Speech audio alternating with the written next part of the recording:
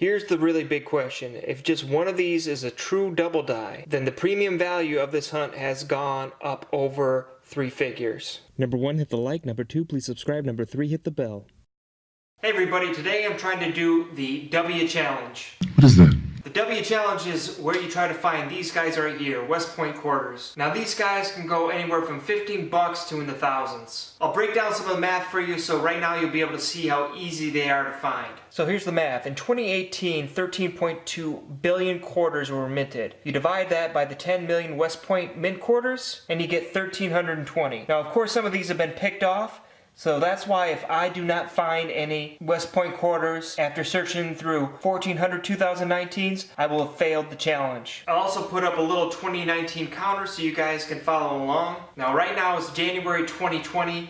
I'm in the state of Florida in a very populated area, so they should be easy to find. Now rumor has it that the newer ones are only in Loomis rolls. So right along, we'll take a nice, safe bank run together.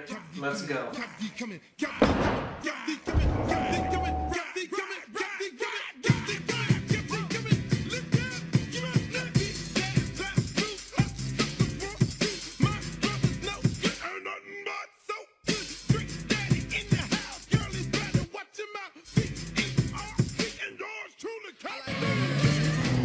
Wells Fargo. Here we are at Wells Fargo. Okay, so here's what we got. I got these guys from Fifth Third. Fifth Third has these just normally very common wrapped rolls. This here I got from Wells. They only had one box. And these are going to be my favorite Loomis rolls. And I got these from Chase. Hopefully they have some Loomis rolls too. I haven't checked them out like I did the other ones. And yes, Loomis. Which has a different tone. Different tone? Yeah, different tone than these rolls. Not that it matters. Just the printer was getting low on that tone, I guess. But we're going to check them out and try to find that W.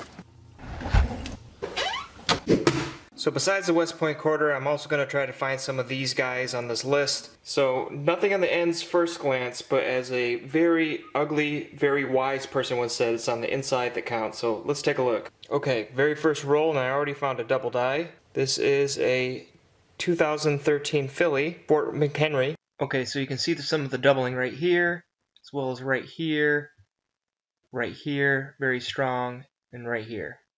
These go for about $4. Very same roll, I did find two 2008 extra claw Alaskas. So this isn't the best example, but you can see this extra claw right here. Nice little die break to find, very common though. Let's keep on looking. Roll number 6, and I found a 99 Delaware. This is a spitting horse. You can see the horse spitting right there. Now there's a lot of different spitting varieties besides the spitting horse. There's a spitting eagle, spitting bison, spitting Eastwood. Not really anything special. It goes for about $3. Alright, so I'm on the very next roll after that spitting horse, and I found this. Now, I first thought this was a washer. There was no reading on it. I didn't think it was going to be silver. Let me first say, if I was to plant a silver coin, I would have planted something easier to believe than this. But this thing has been floating around for about 95 years. It's a Standing Liberty, 1925. One, it's exciting to find silver, period. But to find something this old like this, even though it's not worth that much, is pretty darn exciting. So the first thing I of course do is look up the value. In this condition, it's really not that worth that much. It's only worth about $4.50.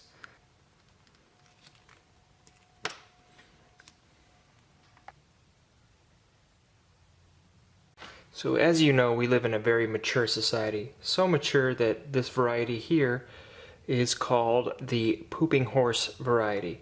Now, I did not name this variety. It's named that because of the die breaks located on this third horse here. Here's the die break right here and right here. Now there's different stages of this die break. This one has two pieces of equestrian defecation coming out of it. The ones with 2 BMs go for more than the ones with 1, of course. I've seen these easily sell for about $15. Now here's a normal coin here. You do not see that die break on that third horse right there. So I'm on roll 17. There is a double die right here. Now the doubling is located on the hand guard of the saber. I'm gonna have to get the coin microscope out to show you guys, but it's there. On this one you can see the doubling right here on the hand guard. Now I guarantee I'm gonna find more of these. There's a lot of these around this area. Now these are worth $4. Okay, so hopefully you guys can see this. This is another DDR. The doubling is on the nose of Lincoln. On this one you can see the doubling right here. These go for about $3. Same roll, I also found this 1969 S proof. This one goes for about $1.50.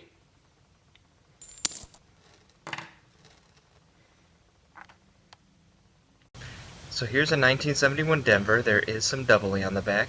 Now it could be MD, it could be a true DDR. If it is a true DDR, there are varieties around this time period that go for about $1,000 in beat up condition like this. In fact, from 1965 to 1971, there are a few varieties that will go for about $1,000 in really poor condition. Now, if you find one with doubling on the back, I suggest you go to Variety Vista to try to find that particular variety, or Heritage Auctions. Now, quarters around this time period with doubling of any kind, they can go for about $10 on eBay. However, if you want that high premium, you're going to have to go get it slabbed. I'll try to find this one on those sites to see if it matches any of those varieties. Roll 20, found another extra claw. Okay, so I just found a spitting bison. This is a 2005 P Kansas. Now, I just recently started looking, hunting for these. You can see it, hopefully the camera picks it up, but you can see the die break that makes it look like the bison is spitting. Now, the interesting fact about these is I wonder if these will someday be a rarity or be worth some money. Or more money than they are now. Reason being is that that die break is pretty shallow, and with a little wear and tear it would be even more difficult to see than it is right now. Okay, so another DDR. This is a 2012 filly. Now this one is called the thick neck. You see the doubling right here. Again, it's hard for this camera to pick it up compared to the loop. Now these go for about $6. Roll 24 found another Saratoga. Another 2013 filly DDR. Same roll, another DDR. This time it's a Harpers Ferry 2016 filly. Let me try to get this close for you guys so you can see what I'm talking about. Now these 4 windows here have doubling on the pane. So there's multiple different varieties of this one. On here you can see the doubling right here and right here. I'll add this one to the pile. And I found a 1999 Delaware. This one is a filly. It's in pretty good condition. I think I'll keep this one as well. Roll 28, another 2008 extra claw. Roll 33, another DDR, 2015. Alright, this is roll 34. I found a double die Homestead. Now this is not the best of variety. These do go for $10. On this one you can see the doubling right here. So I should mention on this one that there are multiple varieties of this particular DDR, so keep an eye out for all of them. So I just finished roll 41. I found 2 more extra claws. I'm going to stop reporting these because I am finding them so often, but I'll do the tallies at the end and keep on piling them up. So I'm on roll 46. This error is called the leaky bucket error. If you look closely, you can see a die break here at the bottom of the bucket, which gives the appearance that the bucket is leaking. Now these go for about $5. Found another leaky bucket. Now this one's a little bit more unique than the last one. So you can see the bucket leaking here, but what's different about this one compared to the last one is you can also see a die break along the roof. This is called the snow on the roof variety, along with leaky bucket. Now if you have these two things, the coin is worth a little bit more. Now I have seen these things with multiple bids go up to $30. This isn't as a good example as the one I've seen selling. The ones that I've seen selling for that price have snow all across the roof. However, I do think I can get about $15 for this one. Nice little find. That's it for the Wells Fargo box. I'm going to use the dry erase marker to clean this area up a little bit. Now, I did find 113 2019s. Something of note, only 4 of which were Denver Mints. The rest were Phillies. Now I am going to go through these again. Sometimes you get tunnel vision looking for that W mint mark. What I'm going to be looking for is I'm going to try to find this Washington earring. So it's good news that most of these were from the Philadelphia Mint. So the majority of these were the Lowell, followed by the National Memorial Park, and then some War in the Pacifics. After I'm done organizing these guys, I'm going to start working on this fifth third box. So I found some die breaks, but not the one I was looking for. If I had found one of these with an MS grade, I'd been looking at 70 to 100 bucks in profit. Now I did find these guys. Appears to be doubling right here, right above the pack. This little mark right here. I don't know if this really constitutes doubling, but I saw one example of this on the internet, and this is the only coin I found like this, so something's going on here. Now, these top 3 are die breaks. You can see a die break right here above the American flag, a die break right here, and a die break right here. Now, I know these go for about $4. I haven't seen one of these sell yet. Also, to shorten this video, unless I find something new, I'm not going to let you guys know, but I will give you the final tally at the end of the video. Let's see what's inside. So roll 60. It is a 2002 Canadian, first foreign. Not silver, unfortunately. So I'm on roll 72-ish, and I pull out this guy. It's a 10 pence. This converts to $1.29. So I'm on roll 81 and I found these guys. Now if I am unable to find the actual variety either on Variety Vista, PCGS, Heritage Auctions, I don't feel comfortable calling it a true DDR. However, I think one of these actually is a true DDR. Now here I have a 1970 and a 1971 Philly. Now again, there are some varieties during this time that have extremely low populations that go for a very high premium in poor beat up condition. Now I am going to do my research and try to find these. I will put them under the coin microscope at the end so you guys can have a look and judge for yourselves. In the interim, I'm going to give these guys a value of 10 bucks because you can sell these guys for 10 bucks on eBay, whether that be MD or DDR. They go for about the same unless they get verified and slabbed. Roll 82, found another double die. This is a 2012 Philly, Cumberland Gap. On this one you can see the doubling right here. It's a little piece right here. On roll 89, put it back where I found it, found another proof. This is a 2016S. Roll 95, I find this guy. Now, it's hard to find a 13-year-old coin in MS condition. This is a Denver. The Phillies are worth more, but still in beautiful shape. So I have MS67 grade coins in slabs. They still don't look as good as this one. This one looks really nice. I'm going to keep this one. Roll 97, another teaser.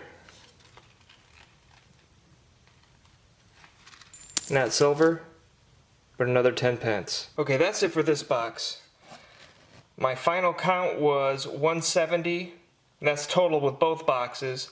I did find this guy at the very end. It's got a little S on it from the San Francisco Mint. I was able to stack these double dies a little bit higher, but that's about it. Nothing on the ends. Let's do it. So I'm a little excited right now. This is probably my 5th take trying to explain this. I already discarded the other coins from this roll, but this was the first roll from Chase, Loomis roll, and I found it. I don't even know what the reverse looks like. It's a lull, but there it is. There's the W, West Point. So I'm going to continue hunting, see how much more I can find. Hopefully there's more in this box. Roll 108, I found a safari hat, Cumberland Gap. You can see the die break right on the top of the head there. Roll 119. Bet you money this is going to be a Canadian. And we found another foreign. Roll 120, I found this guy here.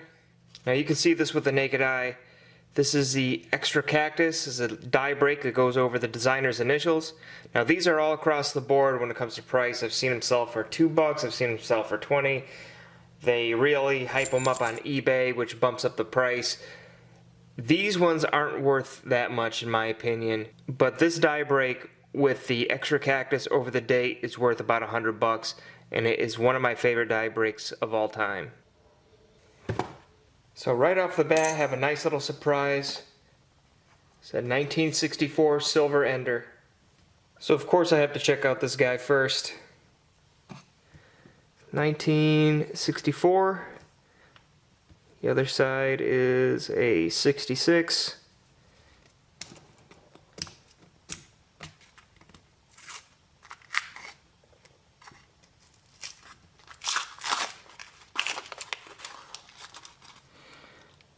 Doesn't look like any other silvers,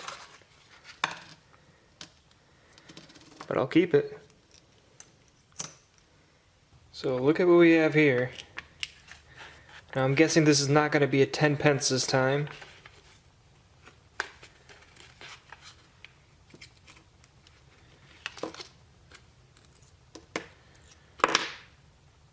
And it is a 1951.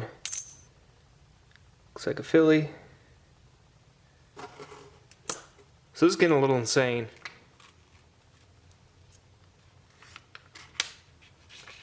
Same spot.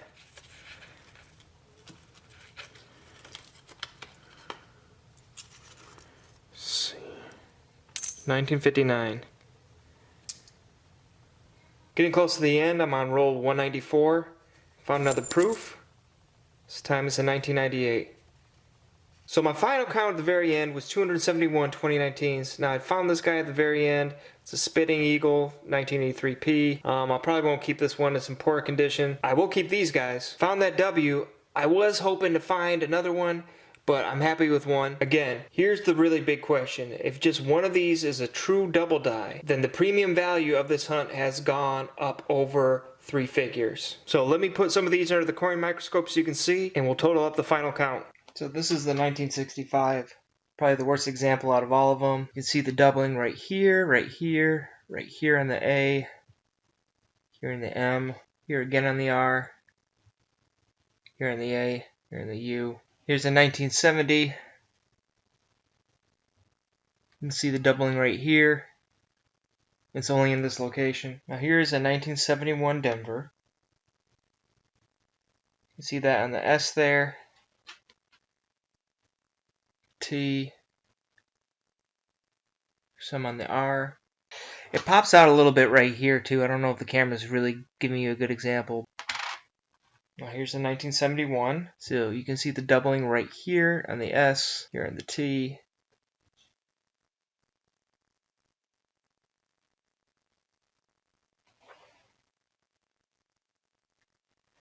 And right there in the quarter. This one is a 1966. You can see some doubling right here in E pluribus. Doubling right here, right here. Let me know what you guys think. Okay, so here's the final values. Spot right now is at 450 with these silvers. By the way, 4 silvers for 4 boxes is pretty darn good. Pooping horse should go pretty quickly. I gave you the price earlier. Now keep in mind, all these are going to have their own liquidity ratio. These silvers will of course go quick. Unlike this spitting horse right here.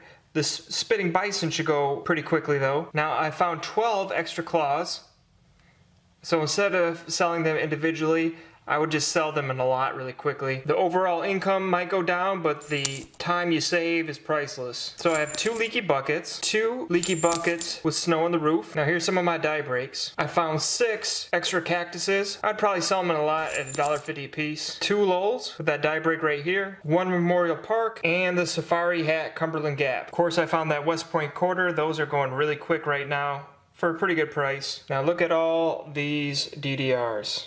I found 10 Saratogas. I'd probably sell them $2 a piece in a lot. Now 7 West Virginia's Harpers Ferries. Now I wouldn't be able to sell these in a lot because there's different varieties of each, including one best of variety, which is going to go for a little bit more than the others. 3 Homesteads. A couple of these are actually minor doubling compared to that first one I showed you, so they would go for a little bit less, but good finds nonetheless. 2 Denalis, 2 Mt Rushmores, 1 Fort McHenry, and then this mystery Battle in the Pacific. Again, I'd love to have these guys verified. Now here's the ones I'm actually really excited about, even though I'm not going to put a price on them right now.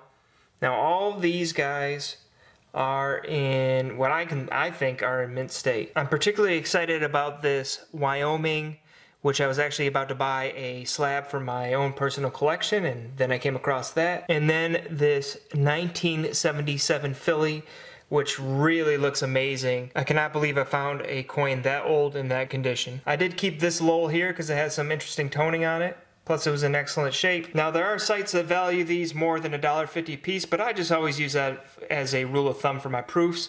I found 4 of them, 2 10-pence, and I thought I'd show you these guys as well. Forgot the name of them. I think it has something to do with rays over the bird or sun over the bird. These are pretty common.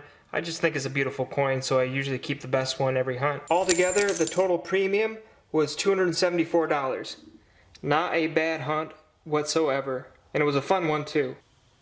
Pretty good hunt. I'm pretty happy about that one, especially finding that amount of silver. Now I will keep you guys updated on those low pop 65s through 71s. I think I'll do some halves next, which I usually have very bad luck on. Happy hunting and God bless. Now it's back to the bank to return all the throwaways. See you next time.